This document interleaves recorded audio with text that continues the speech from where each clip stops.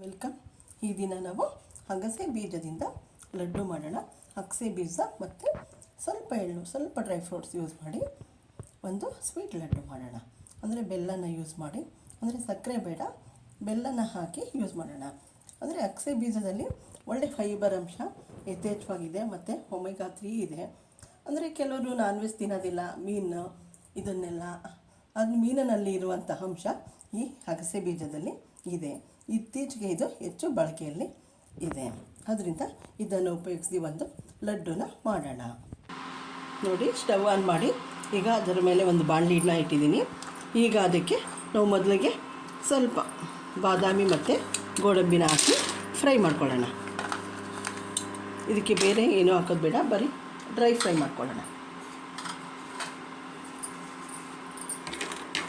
ಬಾದಾಮಿ ಗೋಡಂಬಿ ಸ್ವಲ್ಪ ಕಡಿಮೆನೇ ಹಾಕಿದ್ದೀನಿ. ಅಂದರೆ ಇಲ್ಲಿ ಮುಖ್ಯವಾಗಿ ನಾವು ಯೂಸ್ ಮಾಡ್ತಾ ಇರೋದು ಅಗಸೆ ಬೀಜನ. ನೋಡಿ, ಇದು ಫ್ರೈ ಆಗಿದೆ. ಈಗ ಇದನ್ನು ಒಂದು ಪಾತ್ರೆಗೆ ಶಿಫ್ಟ್ ಮಾಡೋಣ.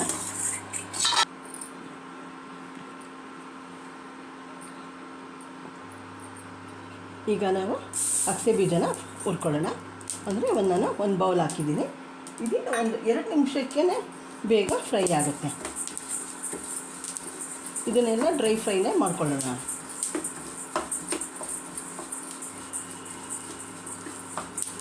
ಅದು ಹುರಿದಾದ್ಮೇಲೆ ಅದು ಚಟಪಟ ಅಂತ ಸಿಡಿತದೆ. ಇದರಲ್ಲಿ ಯಥೇಚ್ಛವಾಗಿ ಫೈಬರ್ ಅಂಶ ಇದೆ ಮತ್ತು ಲೈಟ್ ವೆಯ್ಟ್ ಆಗಿರುತ್ತೆ ಫುಡ್ಡು. ಇದನ್ನು ಬೆಳಗಿನ ಟೈಮು ಒಂದು ಉಂಡೆ ತಿಂದ್ಬಿಟ್ಟು ಅದರ ಜೊತೆಗೆ ಒಂದು ಲೋಟ ಹಾಲನ್ನ ಕುಡಿದ್ರೆ ಅದು ಬ್ರೇಕ್ಫಾಸ್ಟ್ಗೆ ಸಮ ಆಗುತ್ತೆ.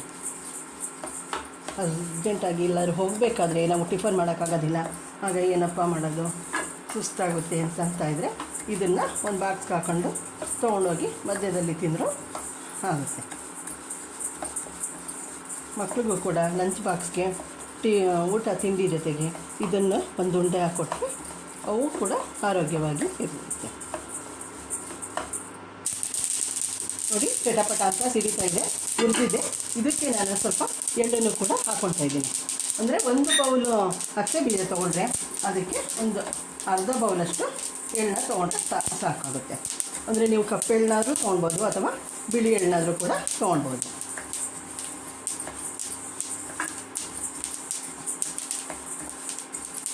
ನೋಡಿ, ಸ್ಮೆಲ್ಲು ಗಮ್ಮಂತ ಬರ್ತಾ ಇದೆ ಮತ್ತು ಅದು ಕೂಡ ಸಾಸಿವೆ ರೀತಿ ಸಿಡಿತಾ ಇದೆ.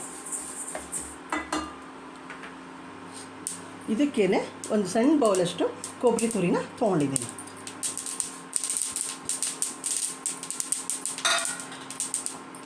ಇಷ್ಟನ್ನು ಕೂಡ ಫ್ರೈ ಮಾಡೋಣ.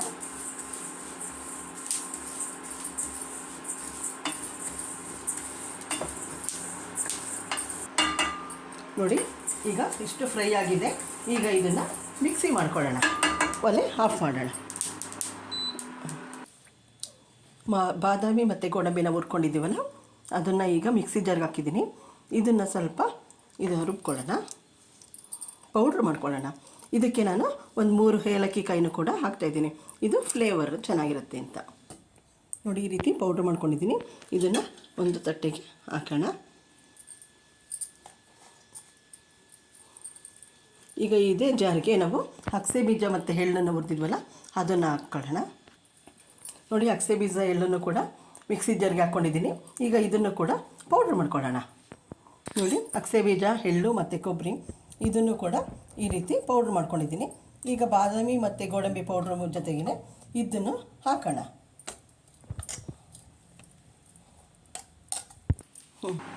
ನೋಡಿ, ಈಗ ಒಲೆ ಆನ್ ಮಾಡಿ ಅದರ ಮೇಲೆ ಒಂದು ಬಾಣಲಿನ ಇಟ್ಟಿದ್ದೀನಿ. ಈಗ ನಾನು 200 ಗ್ರಾಮ್ ಅಷ್ಟು ಬೆಲ್ಲದ ಹುಡಿನ ತೊಗೊಳ್ತಾ ಇದ್ದೀನಿ. ಇದು 200 ಗ್ರಾಮ್ ಇದೆ.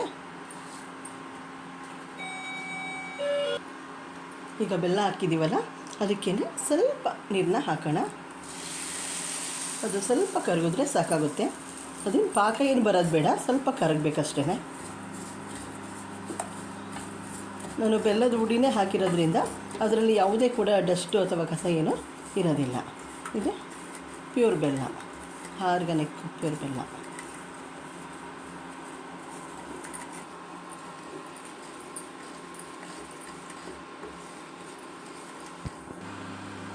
ನೋಡಿ ಬೆಲ್ಲ ಕರಗಿದೆ.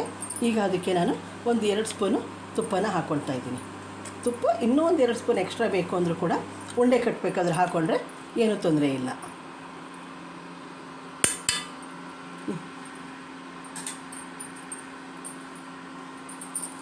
ಈಗ ಸ್ಟವ್ ಆಫ್ ಮಾಡಿ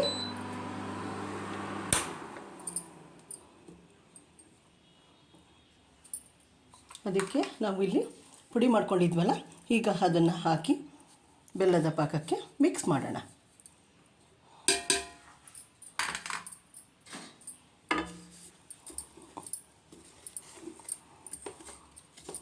ಸ್ಟವ್ನ ಆಫ್ ಮಾಡಿ ಈ ರೀತಿ ಬೆಲ್ಲದ ಪಾಕಕ್ಕೆ ಪುಡಿ ಹಾಕಿ ಮಿಕ್ಸ್ ಮಾಡಬೇಕು. ಇದು ಎಲ್ಲ ಹೊಂದ್ಕೊಂಡು ಉಂಡೆ ಕಟ್ಟುವ ಅದಕ್ಕೆ ಬಂದರೆ ಸರಿ ಹೋಗುತ್ತೆ. ಈಗ ರೆಡಿಯಾಗಿದೆ. ಇದನ್ನು ಈಗ ಉಂಡೆ ಕಟ್ಟೋಣ.